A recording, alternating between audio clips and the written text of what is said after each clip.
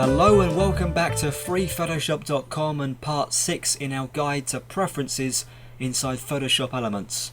I already have the subject of this video up on screen, and that's the transparency panel of the preferences dialog box. However, the first thing I'm going to do is cancel out of preferences in order to completely reveal this image in the background. If you've seen my basic layers video tutorial, then it should be familiar, as it's the exact same image I used to demonstrate layers in that tutorial, and it's going to make it easy for me in this situation to demonstrate how good the transparency preferences are when we need them. So here's the problem. The image contains smaller versions of Photoshop layers, and because the demonstration of transparency is clashing with the real transparency of this document, it's making it a little confusing to identify what's what.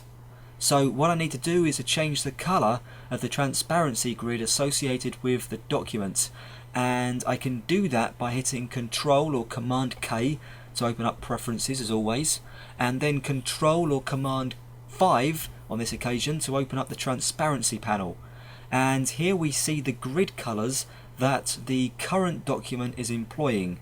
In fact, if we change options in preferences, we're changing the way Elements handles all documents, not just the currently open one.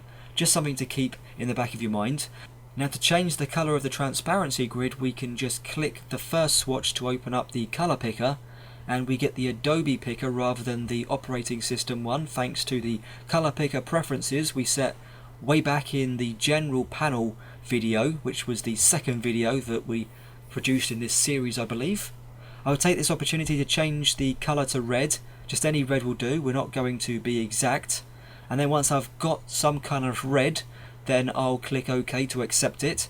And then I'll click the second swatch, and this time I'll change the colour to a dark grey. And once again, when I've done that, I'll hit OK to confirm the change. And now we have a far easier view of the layered composition contained within the document. Now, I wouldn't recommend these colours for any long period of time, but for this particular example they work quite well. And while we're on the subject, the reason the original colours are white and grey are because together they make up a fairly neutral, balanced representation of something that's supposed to be invisible. Alright, you'll also notice that we can go ahead and change the size of the grid by changing medium to one of these other options, and we can also get the option to set the transparency to no grid, in which case we use the background colour, the active background colour at the time. Not something I've ever really found a practical use for, but it's there if you need it. I'm going to switch the transparency over to large, and there we have it. Thanks for watching, and I'll see you in the next video where we'll take a look at the units and rulers preference panel right here inside Photoshop Elements.